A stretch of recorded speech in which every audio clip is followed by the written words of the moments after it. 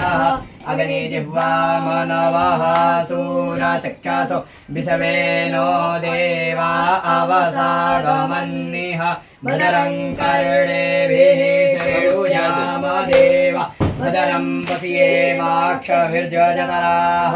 स्थिरैरङ्गैस्तुष्टुभाग्योस्तनो बिर्व्यसे महि देवहितं जदायुः शतमिन्नु शरदो अन्तिरेवाजतरा नश्चकरा जरसन्तनूनां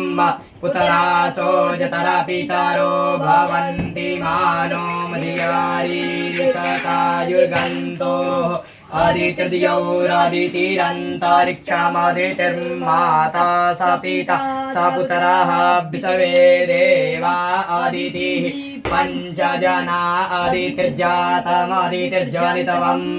द्यौः शान्तिरन्तरिक्षगो शान्तिः पृथिवी शान्तिरापः शान्तिरोषधयः शान्तिः वनस्पतयः शान्तिर्विश्वे देवाः शान्तिर्ब्रह्म शान्तिः सर्वज्ञो शान्तिः शान्तिः सामा शान्तिरेधि जतो यतः समीहसे ततो नो अभय कुरु सन्नः कुरु परजाभ्यो भयन्नः विश्वानि देव सवितुर्दुरितानि परासुव यद्भदरन्तन्न आसुव